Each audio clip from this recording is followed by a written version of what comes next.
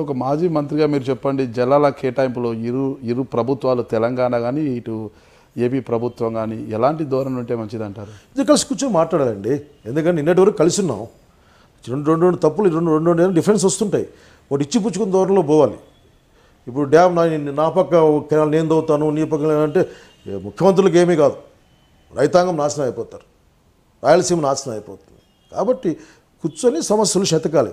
చర్చల ద్వారా అన్ని సమస్యలు పరిష్కరించబడతాయి. ఎందుకంటే భూమిని దాటి సమస్య లేదు, భూమి లోపలే సమస్య ఉంది. కాబట్టి ఇబ్బంది ఏం లేదు. మా పక్క సెంట్రల్ గవర్నమెంట్ ఒకటి ఉంది, కూర్చొని మాట్లాడి ఎవరి నీళ్ళు వాళ్ళవి. ఆల్రెడీ కట్టిన ప్రాజెక్టులు నీళ్ళు, ఇంకా నీళ్ళు మిగిలితే కొత్త ప్రాజెక్టులు, లేదంటే వరద నీళ్ళు, ఒకటి చేసుకొని పంచుకొని హ్యాపీగా బతుక్కోవాలి ఇద్దరు. ఇక్కడ మీరు అంటున్నారు కదా దిండి పాలమూరు ప్రాజెక్ట్ అక్రమంగా కట్టుతున్నారని. అలాంటి సమయంలో జాతీయ పార్టీగా అంటే కాంగ్రెస్ పార్టీ జాతీయ పార్టీగా మీరు మీ పార్టీ తరఫున ఏమైనా ఉద్యమాలు చేయబోతున్నారు? మీరు తెలంగాణ కాంగ్రెస్ పార్టీ మేము చేసాం. ఫలితం మేము చేసిన ఫలితమే ఆయన అపెక్స్ కౌన్సిల్ అడిగాడు రమ్మని చెప్పి. రైతులు కూడా పాపం ప్రభుత్వం చేయలేని పని రైతులు వేసారు. పాపం రైతులు పోయి కోర్టులు వేస్తే వాళ్ళు కోర్టు అపెక్స్ కమిటీలను ఏర్పాటు చేయడం త్వరగా అని చెప్పింది. ఆఖరి ఎవరొడ్డొచ్చినా అడ్డుకునే ఆపే పరిశక్తే లేదని మన ఉమాభారతి ముందు కూడా కేసీఆర్ స్పష్టం చేశారు. అవును, మరి అప్పుడు చంద్రబాబు తలంచుకు ఎందుకు పక్కకు వచ్చాడు? ఆ సీన్ నేను చూశాను. ఆయనేమో ఆపేది లేదని ఆయనంటే పెడగిరేసి ఈయనేమో తలంచుకు బయటకు వస్తే ఎట్లా అర్థం చేసుకోవాలి బాబు గారిని నేను? కాబట్టి ఇది ఎవరి యొక్క సొంత విషయం కాదు, అట్లాగని ఇది దేశాన్ని మించిన ఇష్యూ కాదు. చట్టమే కట్టుబడకపోతే చట్టం ఉన్నట్లా లేనట్లా. కాబట్టి చట్టం ఉంది, పార్లమెంట్ చేసింది, అందరూ ఒప్పుకున్నారు, దాన్ని అమలు చేయించాలి. సో ఆ బాధ్యత కేంద్ర ప్రభుత్వాన్ని, దాన్ని ఇనిషియేట్ చేసి స్ట్రాంగ్గా చేసుకోవాల్సిన బాధ్యత చంద్రబాబు నాయుడు గారిది.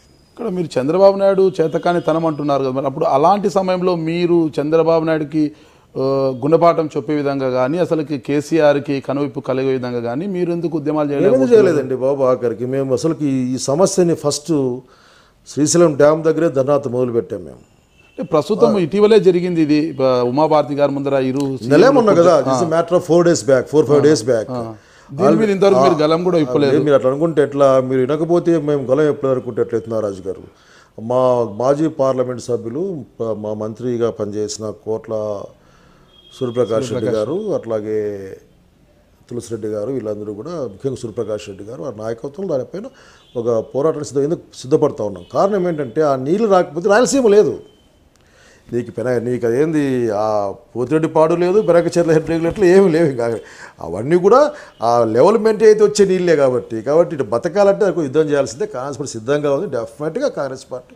ఎందుకంటే అవన్నీ నిర్మించింది కాంగ్రెస్ పార్టీ, అసలుకి సమాజాన్ని నిర్మించిందే కాంగ్రెస్ పార్టీ. కాబట్టి మేము మా బాధ్యతని మేము తీసుకున్నాం. మా పార్టీ నాయకులు అవి వర్కౌట్ చేస్తూ ఉన్నారు. ప్రస్తుతం తీసుకుంటే మీరు మంత్రిగా ఉన్నప్పుడు బాగా గాల్లో తేలిపోయారనేసి దాదాపు కోట్ల రూపాయలు సంపాదించారనేది ఒక విమర్శలు ఉంది. దీనికి మీ సమాధానం ఏమంటారు?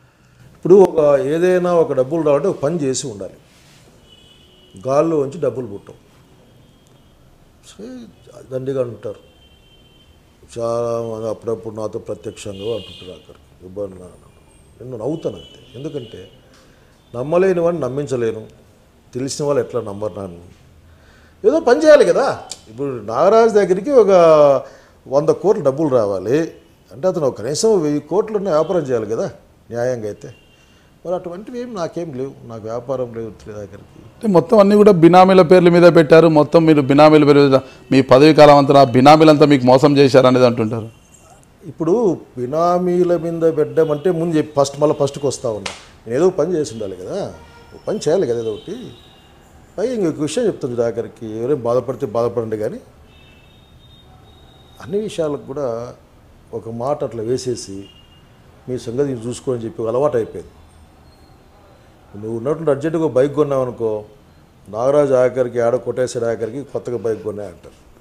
నాగరాజు చెప్పలేక సాయాలి, దీనికి లోన్ పెట్టినానా ఏం పెట్టినానా. నేనేమి రాజకీయాల్లోకి వచ్చినప్పుడు కొంపాగోలు లేకుండా లేను కాదు.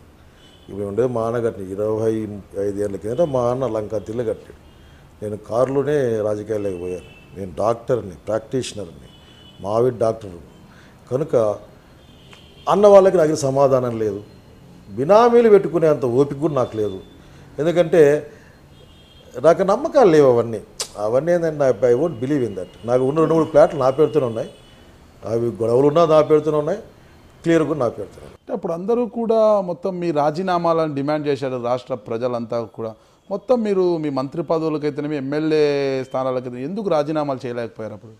కానీ ఒక్కటి రాజీనామా మీకు గుర్తుకుందో లేదో, మరి నేను శాసనసభ కానీ ఫస్ట్ డేట్ గుర్తులేదు, కానీ నేను రాజీనామా చేసి ఆటో ఎక్కి వెళ్ళిపోయాను.